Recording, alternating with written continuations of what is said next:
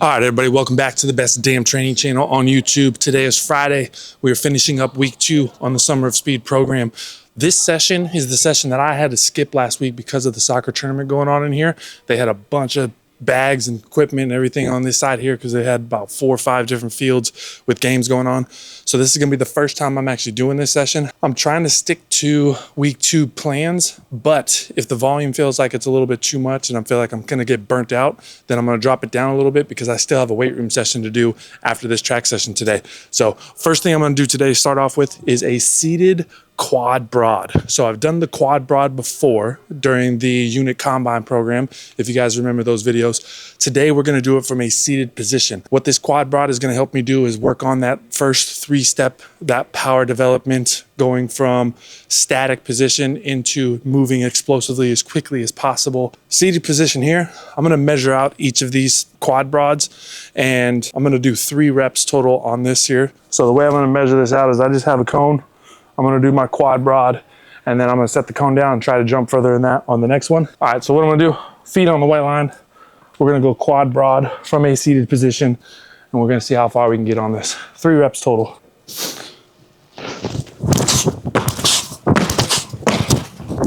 Oh, that put me at about 13 exactly. All right, 2 more attempts to try and beat 13.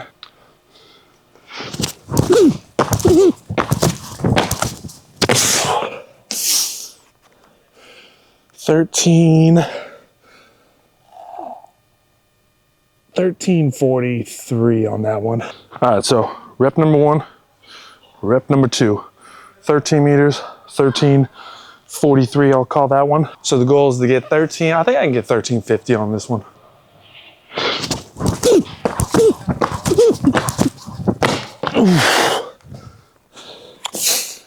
Oh, we crushed that 13:50 goal. I'll say 13:77 on that last one there. Not too bad for first time doing these seated quad broads. All right, so we're gonna be running fly flow flies, acceleration plus style. So I call this acceleration plus because we're still focusing on the acceleration aspect of this, but we're putting in a little float zone and then kind of a max velocity focused zone in this as well. So 0 to 10, we're gonna be going as hard as we can. 10 to 20, we're gonna float, trying to get into a transition, try to feel smooth before we hit this max velocity section. We'll try to hit 20 to 30 as hard as we can. Now I went back to the manual for the free lap stuff and I figured out why the timer was getting tripped prior to me starting, is I had the cone too close to the starting line. So I give myself about 20 centimeter lead when it comes to trying to trigger that first eye. And I went back and looked at the chip with the new FX motion chip that I have, the one that shows all the stride data. That needs it at least 30 centimeters away from the start cone, so then that won't trigger it prior to actually taking off from my 3-point stance. So what I did to be safe is I put the first cone at 1 meter, cone number 2 is at 11 meters, cone number 3 is at 21 meters, and then cone number 4 here is at 31 meters. So each of these cones has an 80 centimeter radius on it. So with that first cone being at 1 meter, 80 centimeter radius means that the eye should trigger at that 20 centimeter mark past the start line. And my hips are going to be generally around 20 centimeters behind the start line. So that should give me 40 centimeters of lead prior to triggering that first eye, which is more than enough based on what the manual said there. So we're gonna start off, probably gonna do 3 reps of the fly flow flies, and then we're gonna just go straight 30s after this and start knocking off some hard reps. So unlike Wednesday where we're doing technical aspect type stuff, I want today to be hard. So we're gonna sprint our ass off.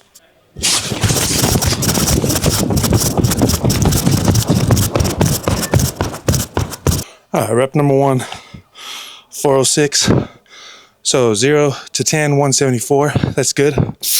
Float zone, 120. Fly zone, 113.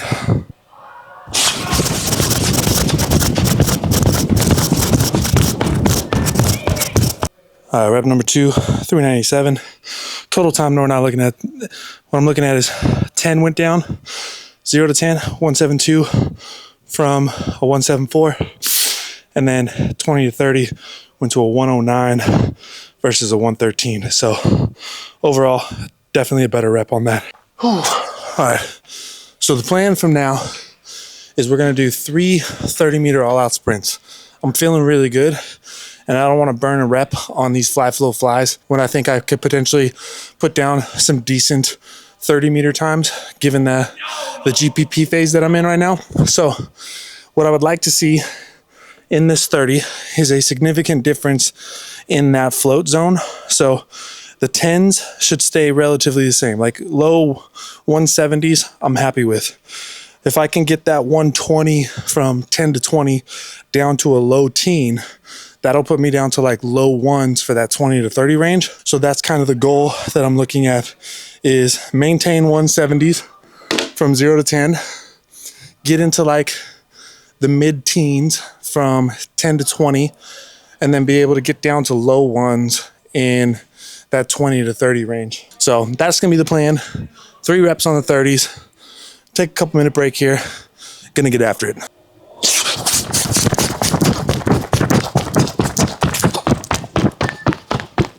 $393 on that. I was flying. There we go. It's exactly what I wanted to see. 174, 0 to 10, 113, 10 to 20, 106, 20 to 30, 21.1 miles an hour.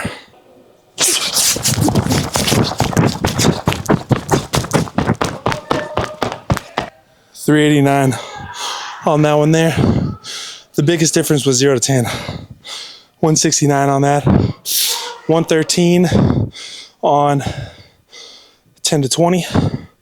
And then on 107, 20 to 30. So it got a little bit slower at the end, but 0 to 20 was significantly faster, which is where you're going to see that difference between those 2 reps.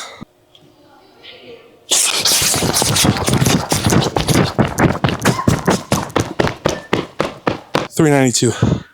So 10 to 20, 20 to 30 were the same. Got slightly slower on the 1 to 10. So went from like a 169 to a 172 on that 0 to 10 there. All right, I'm gonna head into the weight room here in just a moment, but I wanna break something down for you guys real quick. I'm looking over these numbers again, and over the 3 30-meter sprints that I did, I hit my fastest mile an hour on my slowest overall rep. So 393 was my slowest rep, and I hit 21.1 miles an hour. On my fastest rep, 389 from 0 to 30, I only hit 20.9 miles an hour versus 21.1 miles an hour on my slowest rep.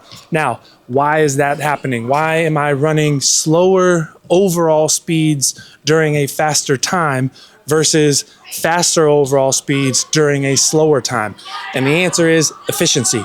When I hit my 21.1 miles an hour, I had a much slower 0 to 10. Slower 0 to 10 means I'm not covering as much ground as quickly.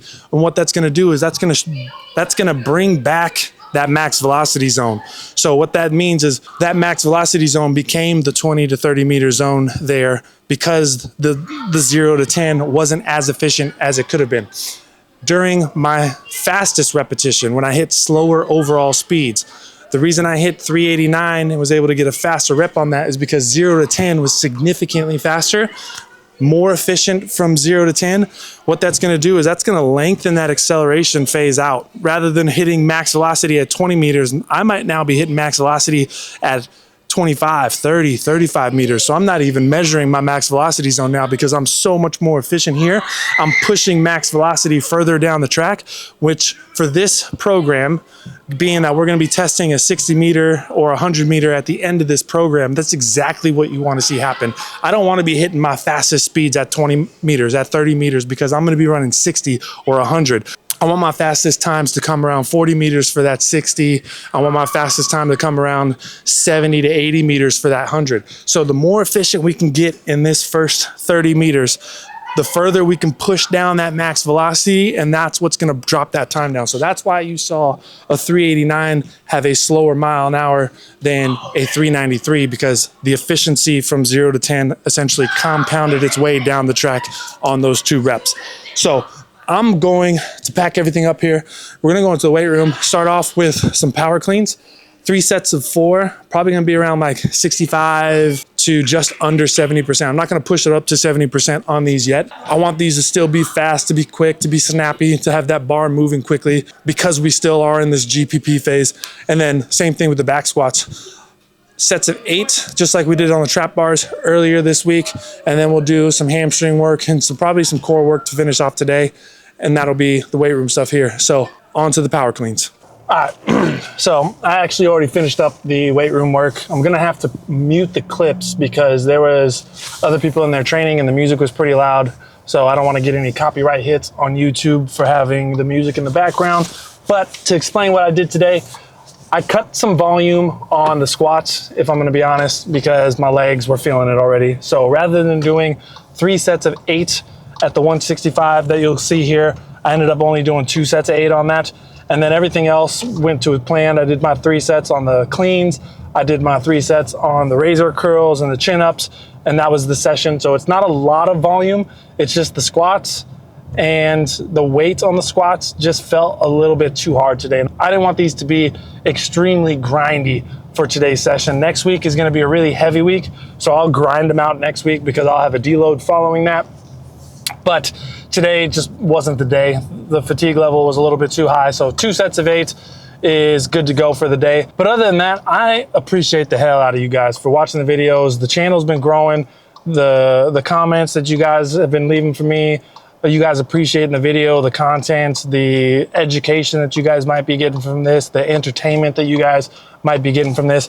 Everything that you guys have been saying to me, I read it, even though I may not reply to all of it.